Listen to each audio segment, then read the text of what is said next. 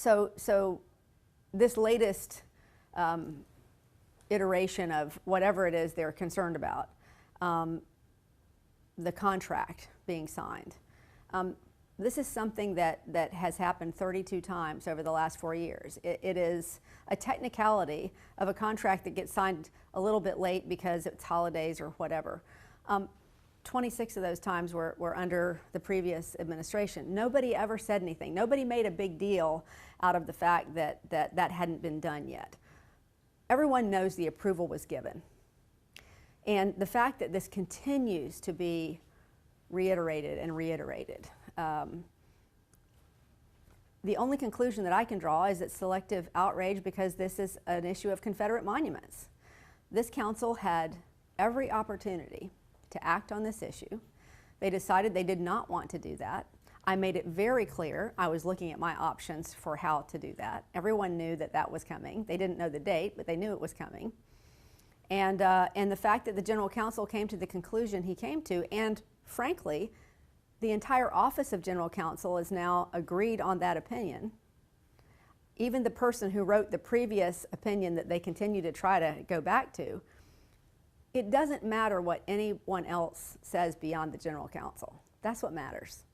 And for this to continue to be an issue of putting him, under the microscope for a decision that he made based on ordinance, I just think it's really unfortunate, and I'd love to see our city move forward to tackle things like literacy and homelessness and affordable housing and all those things that we all have done a really good job of working together on. But for some reason, we seem stuck here. So I hope that we can move past that. I hope that after Thursday, if we have to do this one more time, I hope we can close the door on it. But it's really been an unfortunate turn of events, the way that it's all been handled. Do you regret or wish you handled it differently at all? Do I regret or wish I had? No. I handled everything exactly by the book. I went to the general counsel. I asked him for an opinion. I want to be very clear. Never in the time that I was interviewing him or the woman that I nominated before I nominated him, never with either one of those candidates did I ask them how they would rule on this issue. I simply said, is there any impediment in our ordinance that would keep me from taking this down by executive order and by using these private funds to do so? What are your thoughts on the legislation that some council members have introduced to kind of limit this, prevent this from happening again? Well, I think it's an overreaction. I think so much of this seems to be an overreaction to a one-time decision. But you cannot say that you support the general counsel's office. He gets a unanimous nod of approval from the council. Decisions have gone the way that some of these council folks would like in the past. And now that there's a decision that comes out that they don't agree with, all of a sudden he's being cast as not an honest broker. And I think that's not only not fair to him, I think it's not fair to our citizens in our city.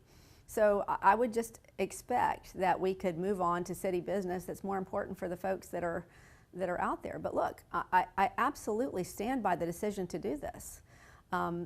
I don't believe that we need monuments to slavery, to white supremacy, especially in the middle of a black neighborhood. I've said that repeatedly.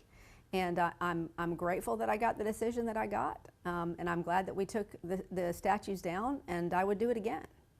And you do feel like there is a path forward after all this is done to move on from this with City Council? Well, of course. Look, there are always going to be issues that get us stuck, and we talked about that when we first came in. I think the only issues that are ever going to give us a whole lot of trouble are these cultural issues that seem to have a divide.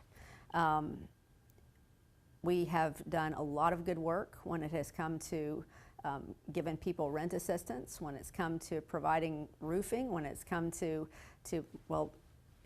efforts like this and literacy. I think we've done a lot of great work when it comes to those things that we agree on.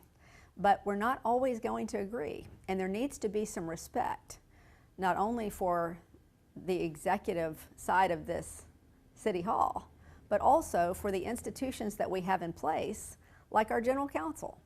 And so I would like to get back to that. There is a bill in the state legislature that was introduced also about Confederate monuments. This piece of legislation says that they could fire or remove elected officials who choose to take down these monuments. What are your thoughts on this? Well, I think the retroactive arm of that legislation, should it get through, I have been told by many constitutional lawyers that it is not constitutional to make a retroactive provision that you could be removed or fined for something that was done before the law was enacted. But I really do hope just the entirety of the law is rethought by the folks who are trying to get that law passed. It's really not the message I think you want to send, especially to your black community, that you'd like to revive monuments to a time when they weren't even considered wholly human. I don't think that's the message you want to send to your electorate. I know it's not the message I would want to send.